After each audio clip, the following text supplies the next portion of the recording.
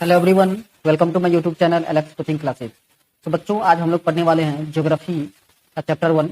Chapter का name है resources and development. इसके कुछ ऑब्जेक्टिव क्वेश्चन आज मैं आपको बताने वाला हूँ और उसके बाद कुछ शॉर्ट क्वेश्चन भी बताएंगे इस चैप्टर से रिलेटेड। तो चलिए वीडियो को स्टार्ट करते हैं। अगर आप नए व्यूअर्स हैं तो चैनल को सब्सक्राइब कर लीजिए और बेल आइकन को प्रेस कर दीजिए सो दैट कि आपको इस टाइप के वीडियो का नोटिफिकेशन मिलता रहे। चलिए, पहला क्वेश्चन कह रहा है आपको, which of the following soil is ideal for growth of cotton. Cotton के ग्रोथ के लिए कौन सा सॉइल आइडियल है? तो बच्चों, कॉटन के लिए जो है वो लैटरल सॉइल आइडियल होता है, क्योंकि इसमें ज्यादा मात्रा में कैल्शियम और पोटास पाया जाता है। ठीक है, जिसकी वजह से ये ज्यादा सुटेबल होता है for the production of cotton. चलिए नेक्स्ट क्वेश्चन की तरफ बढ़ते हैं। क्वेश्चन नंबर 2 है, soil is form by the process of. आप सबको पता होगा कि जो रॉक होता है उसके ब्रेक डाउन होने से सॉइल फॉर्मेशन होता है, और इस प्रोसेस को क्या बोलते हैं? वेदरिंग। क्या बोलते हैं बच्चों? वेदरिंग। तो ऑप्शन सी करेक्ट है। समझ में आ रहा है आप लोगों को? ऑप्शन सी, वेदरिंग एक प्रोसेस है। वेदरिंग जो है फिजिकल वेदरिंग हो सकता है, केमिकल वेदरिंग हो सकता है। ठीक है, ये जो रॉक का ब्रेक होना है वो फिजिकल वेदरिंग के अंदर आता है। ठीक है, चलिए थर्ड क्वेश्चन आपका, land left without cultivation for 1 और less than 1 agriculture year is called.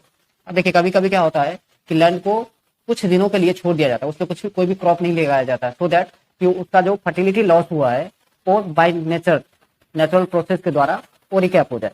ठीक है, तो इसके लिए या तो एक कल्टीवेशन ईयर या फिर कुछ दिनों के लिए उसे खाली छोड़ दिया जाता है। इसे कहते हैं हम करंट फॉलो लैंड। क्या कहते हैं बच्चों? करंट फॉलो लैंड, जो आपके ऑप्शन नंबर बी में है। तो ऑप्शन बी करेक्ट है इसका। बात आ रही है समझ में? चलिए next question number 4।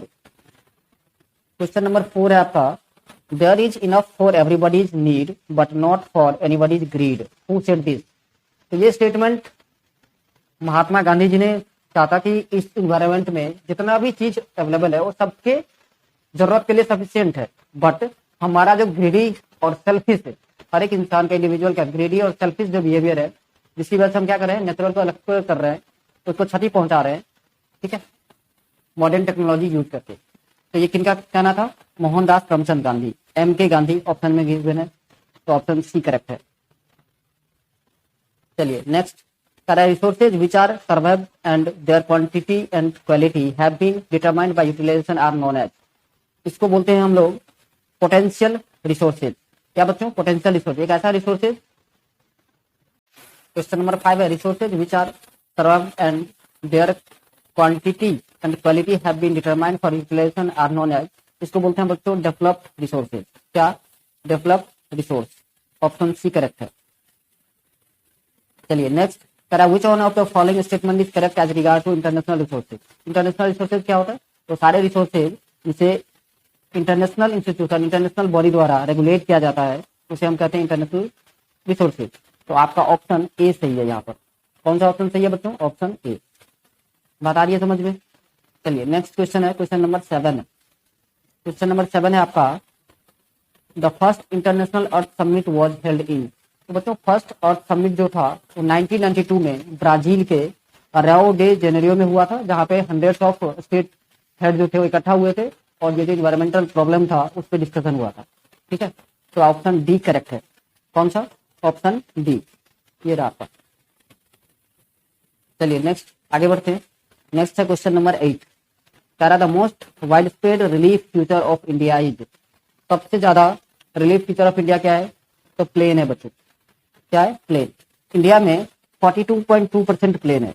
Total land space जो है उसका 42.2% जो है वो क्या है? लैंड प्लेन है। ठीक है, इसको अगर किलोमीटर में देखा जाए तो 70 लाख स्क्वायर किलोमीटर जो है हमारा लैंड तो प्लेन है। ठीक है ना, तो सबसे रिलीफ फ्यूचर हमारे कंट्री का यही है। चलिए आगे बढ़े। इससे पहले मैंने आपको 7 के बारे में बता ही दिया था, 1992 में हुआ। जब आपसे अगर इसमें पूछ लिया जाए कि कब हुआ था फर्स्ट इंटरनेशनल अर्थ समिट, तो आप लिख लोगे 1992 में। ठीक है ना, कहाँ पर हुआ था? तो बता दिया आपको, ब्राजील के, यहाँ पे ऑप्शन दिया है रियो डी जेनेरियो, यहाँ पर हुआ था। चलिए नेक्स्ट क्वेश्चन नंबर है आपका 9। क्वेश्चन नंबर 9 कह रहा है, resources which are found in region but have not been utilized is called potential resources. एक ऐसा रिसोर्सेज जो है लेकिन यूज में नहीं है, बाद में इन फ्यूचर यूज किया जाएगा, उसे हम कहते हैं पोटेंशियल रिसोर्सेज। क्या कहते हैं? Potential resources. Example, for example minerals जो है वो सेडिमेंट्री रॉक में यूज होता है। Minerals exist in sedimentary rock but they can be use in future. उसको हम फ्यूचर में यूज कर सकते हैं। जैसे लद्दाख में यूरेनियम मिला है जो फ्यूचर में यूज किया जा सकता है। अभी यूज नहीं हो रहा है लेकिन यूज होगा कब? फ्यूचर में। चलिए, तो ये था आपका पोटेंशियल रिसोर्सेज। आगे बढ़ते हैं। नेक्स्ट है question number 10। Which of one of the following statement is true about the term resources. अब ये टर्म रिसोर्सेज के लिए कौन सा स्टेटमेंट सही है? तो देखिए, they are the functions of human activities, ये बिल्कुल सही है। ठीक है, समझ में आ रहा है? Resources are free gift of nature, ये तो all those things which are found in nature, things which can not be use for fulfill our needs, सिर्फ ऑप्शन बी। चलिए, नेक्स्ट पूछ रहा है आपसे question number 11। The red soil is red in colour because, red soil जो है red colour का होता है, क्यों? तो बच्चों क्योंकि इसमें जो है आयरन ज्यादा मात्रा में पाया जाता है। और आयरन का कलर आप सबने देखा होगा, एग्जैक्ट रेड तो नहीं होता, ब्राउनिश कलर का होता है, लेकिन ज्यादा आयरन पाने की वजह से ही जो है रेड सॉइल की कलर रेड होती है। ठीक है ना? चलिए, ऑप्शन बी करेक्ट हो गया। Next question number 12। The soil found by intense leaching is. अब देखिए, इंटेंस लीचिंग के द्वारा जो सॉइल फॉर्मेशन होता है उसे लेटरल सॉइल कहते हैं, laterite soil. Option C correct है। अब बच्चों कुछ क्वेश्चंस हैं जिसके आंसर हमें लिखना होगा। ठीक है, fill in the blanks type में। जैसे 13 कह रहा है dash and dash are the method of soil conservation in hilly area. तो हिली एरिया में जो सॉइल कंजर्वेशन होता है वो दो तरफ से होता है, एक होता है काउंटर प्लगिंग और दूसरा टेरेस फार्मिंग। आप क्या लिखोगे? Counter plugging. यहाँ मैं लिखता हूँ स्पेस कम है तो आप लोग लिख लेना। मैं ट्राई करूंगा कितना नहीं आ जाए, अगर नहीं आए तो आप लोग लिख सकते हैं अपनी कॉपी में। ठीक है ना?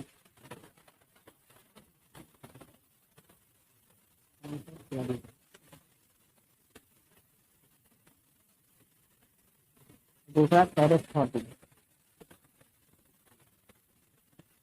टेरेस फार्मिंग, ये दो मेथड है जो हिली एरिया में यूज किया जाता है। नेक्स्ट है आपका सारा old alluvial soil is called. तो ओल्ड एलिवल जो सॉइल होता है उसे बैंगर कहते हैं, बैंगर सॉइल कहा जाता है। कौन सा सॉइल? Banger, BANGER। समझ में आ रहा है बच्चों? बहुत ही आसान।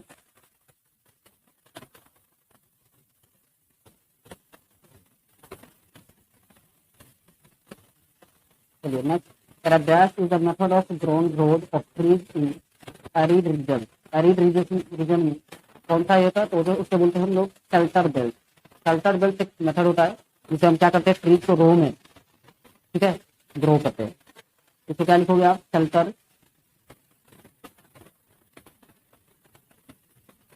Shelter belt. बात आ रही है समझ में? चलिए, next question number 16। Dash soil has high water retaining capacity. सबसे ज्यादा वाटर रिटेनिंग कैपेसिटी किसमें होता है बच्चों? वो है ब्लैक सॉइल। कौन सा सॉइल? Black soil.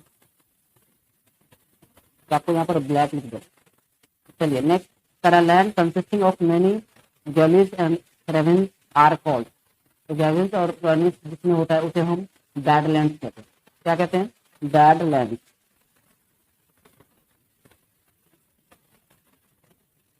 समझ में आ रहा है बच्चों? चलिए, नेक्स्ट। अब नेक्स्ट कुछ ट्रू फॉल्स है, इसमें ट्रू और फॉल्स लिखना है अपने को। कौन सा स्टेटमेंट ट्रू है, कौन सा स्टेटमेंट फॉल्स है, ये बताना है। तो पहला कह रहा है पहला है land use pattern of India लॉक्सीडेटेड। तो ये जो है स्टेटमेंट बिल्कुल ही ट्रू है, आपको ट्रू लिखना है इसमें। ट्रू पे टिक लगा देते हैं। नेक्स्ट 19 नंबर जो है the alluvial soil is the most whispered soil of India. India में सबसे ज्यादा एलिवल सॉइल ही पाया जाता है, ये भी स्टेटमेंट बिल्कुल सही है। नेक्स्ट है red soil are found in the Thar desert. बिल्कुल फॉल्स है बच्चों, थार डेजर्ट में रेड सॉइल नहीं होता, तो ये स्टेटमेंट फॉल्स है। उसके बाद है fossil fuels are example of non recyclable resources. तो non recyclable resources fossil fuels है, बिल्कुल सही है, उसको रिसाइकल नहीं किया जा सकता, नॉन रिसाइकलेबल रिसोर्सेज है। ये स्टेटमेंट आपका ट्रू है, ट्रू पे टिक कर देना है आपको। नेक्स्ट है protection of soil from erosion is called soil erosion. बिल्कुल सही, सॉइल मिट्टी कटने को रोकने का जो मेथड है उसे हम सॉइल इरोजन कहते हैं। तो ये बिल्कुल सही स्टेटमेंट है, ट्रू। चलिए नेक्स्ट आगे बढ़ते हैं।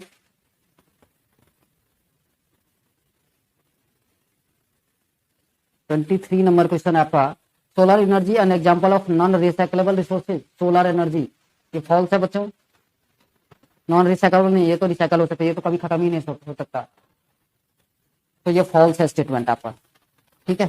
चलिए नेक्स्ट 24 नंबर कह रहा है मैच करना है आपको, मैचिंग आ गया। तो चलिए सबसे पहला है upper most layer of soil. तो upper most layer of soil जो होता है बच्चों उसको बोलते हैं टॉप सॉइल। क्या बोलते हैं? Top soil. तो फर्स्ट का ए का कौन सा सही है? Second number option. दूसरा कह रहा है न्यू एलुवियल।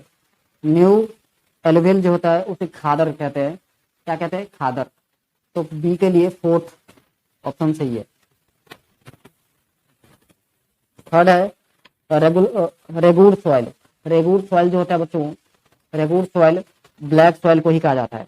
तो सी का फर्स्ट नंबर, ठीक है। चलिए नेक्स्ट है लैंड विथ मेनी गलीज एंड रेवनीज। इसको तो अभी जस्ट मैंने आपको बताया था, इसे बैड लैंड कहा जाता है, ये सही हो गए।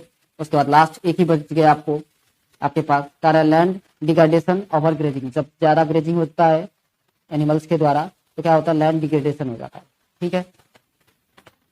मैं आशा करता हूँ कि आप लोगों को समझ में आ रहा होगा। चलिए नेक्स्ट देखते हैं क्वेश्चन नंबर 25। अब क्वेश्चन नंबर 25 आपसे पूछ रहा है व्हाट इज रिसोर्सेज। तो अगर एक लाइन में रिसोर्स को हमें डिफाइन करना हो तो कह सकते हैं that can be satisfy the human need is called resources, या anything which can be satisfied the human need is called resources। तो आप लोग लिख लोगे। चलिए नेक्स्ट कर what does the process of transformation of thing in nature evolve. तो देखिए जब ये ट्रांसफॉर्मेशन होगा तो क्या होगा? इंटरेक्शन होगा दो चीजों के बीच। तो आप लिख सकते हो the process of transformation in nature involve in interactive between nature, technology and institution by human being. तीन चीज का इन्वॉल्वमेंट होगा। क्या क्या चीज का? तो सबसे पहला जो है नेचर, दूसरा टेक्नोलॉजी और तीसरा इंस्टीट्यूशन, ठीक है। ये तीन चीज का इन्वॉल्वमेंट होना ही होना है। चलिए नेक्स्ट कर how does man develop the resources. इंसान जो है कैसे जो है डेवलप करता है रिसोर्सेज को। तो देखिए रिसोर्स डेवलप करने के लिए हमें टेक्निकल स्किल की जरूरत पड़ती है, ठीक है। उसके अलावा जो है एक ऐसा चीज होना चाहिए जो कल्चर एक्सेप्ट करे, कल्चरल एक्सेप्टेंस होना चाहिए। और थर्ड चीज और क्या होना चाहिए? तो इकोनॉमिक की जरूरत पड़ेगी, इकोनॉमिक कंडीशन, इकोनॉमी होनी चाहिए हमारे पास, ठीक है। और ये सारी चीजें जो है जरूरत है। Man develop resources according to his need and aspiration. और एक और चीज हम क्या नीड है हमारी, किस टाइप की जरूरतें हैं, उसके अकॉर्डिंग भी हम रिसोर्स डेवलप करते हैं, ठीक है ना। What are the main two types of resources. दो मेन टाइप ऑफ रिसोर्सेज क्या है बच्चों? तो एक है नेचुरल रिसोर्सेज, नेचुरल रिसोर्सेज, और दूसरा है आपका मैन मेड या ह्यूमन रिसोर्सेज,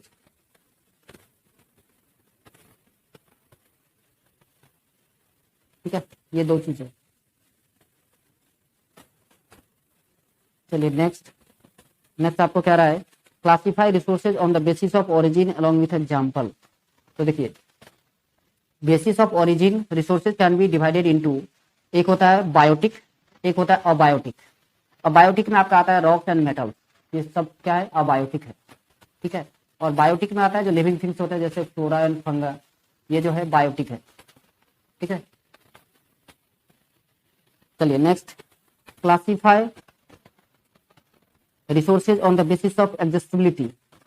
तो देखिए एडजस्टेबिलिटी के आधार पर रिसोर्स जो है वो दो टाइप के होते हैं, एक होता है रिन्यूएबल सोर्सेज, एक होता है नॉन रिन्यूएबल। आप कुछ चीजें हैं जिसको आप रिन्यू कर सकते हो, ठीक है। कुछ ऐसी चीज है जो रिन्यू नहीं होगा, बस अगर खत्म हो गया तो खत्म हो गया। जैसे नॉन रिन्यूएबल के एग्जांपल बताए पेट्रोलियम, ठीक है, कोल, ये सब जो है बनने में बहुत टाइम लगता है, इसको नॉन रिन्यूएबल कहते हैं। एक बार एग्जॉस्ट हो गया फिर वापस बनने में मिलियंस ऑफ ईयर लग जाएगा, इसलिए इसको non renewable source of resources कहते हैं। ठीक है, how are renewable sources further divided. हमारा रिन्यूएबल सोर्स को फर्दर कैसे डिवाइड किया गया है, तो रिन्यूएबल रिसोर्स को फर्दर डिवाइड किया गया, एक होता है कॉन्टिन्यूअस और फ्लो, जैसे विंड और वाटर। ठीक है, ये कॉन्टिन्यूअसली अवेलेबल है। दूसरा है होता है बायोडिग्रेडेबल रिसोर्सेज, जैसे natural vegetation and wild life, ये बायोलॉजिकल रिसोर्सेज बोलते हैं इसे, ये नेचुरल वेजिटेशन और वाइल्ड लाइफ जो है,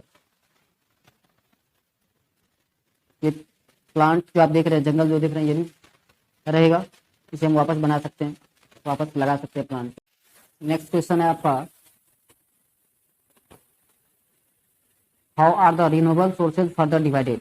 तो रिन्यूएबल सोर्स को फर्दर डिवाइड किया जाता है पहला दो टाइप से, एक होता है कंटिन्यूअस और फ्लो कहते हैं, जैसे आपका विंड और वाटर हो गया, ये रिन्यूएबल है। ठीक है, इसको कंटिन्यूअस। दूसरा होता है बायोलॉजिकल रिसोर्सेज, जैसे नेचुरल वेजिटेशन और वाइल्ड लाइफ, यह है हमारा बायोलॉजिकल रिसोर्सेज। ठीक है, चलिए नेक्स्ट करा, how are the non renewable resources divided.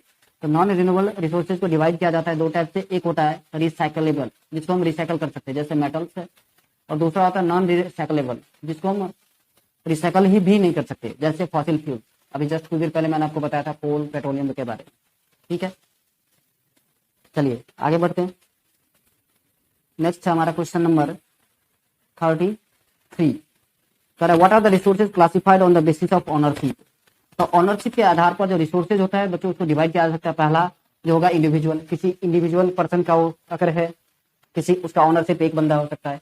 दूसरा होता है कम्युनिटी, पूरा कम्युनिटी ने ऑर्गेनाइज किया हो, पूरा कम्युनिटी का योगदान हो उसमें। तीसरा हो सकता है कि वो नेचुरल हो सकता है, बाई नेचर हो सकता है, वो रिसोर्सेज अवेलेबिलिटी है तो नेचुरल कह सकते हैं। और लास्ट है इंटरनेशनल, अगर इंटरनेशनल बॉडी द्वारा, इंटरनेशनल इंस्टीट्यूशन द्वारा रिसोर्सेज अवेलेबल है तो हम उसे इंटरनेशनल रिसोर्सेज भी कहेंगे। तो ये चार टाइप जो है आपको याद रखना है on the basis of ownership, याद रहेगा बच्चों।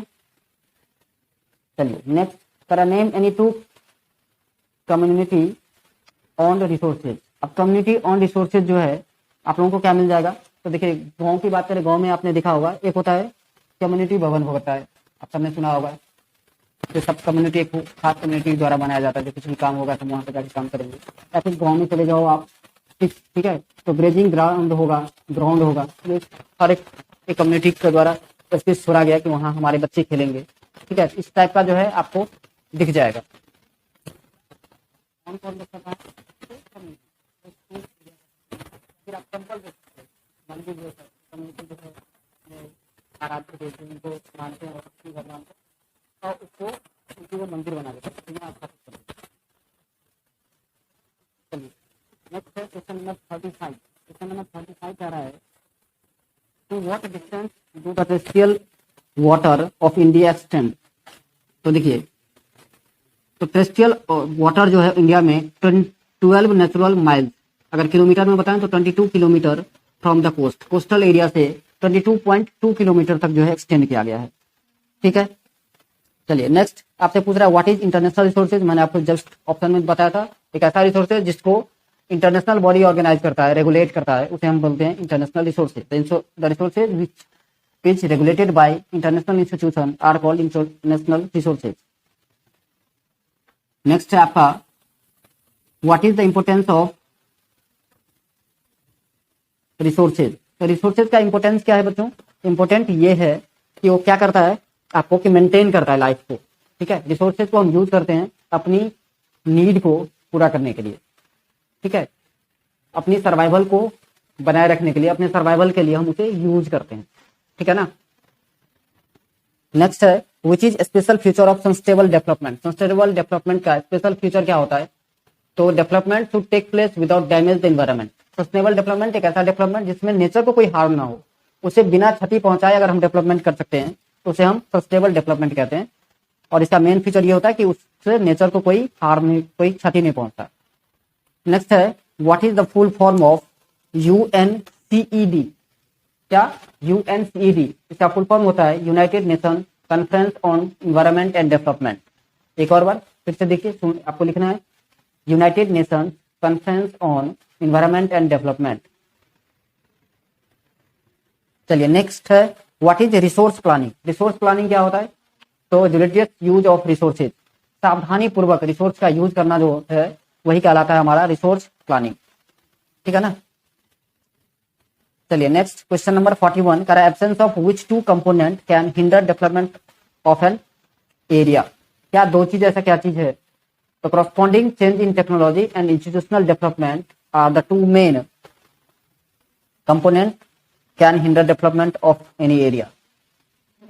Next है what are the main cause of colonization of countries of Asia and Africa by foreign invaders?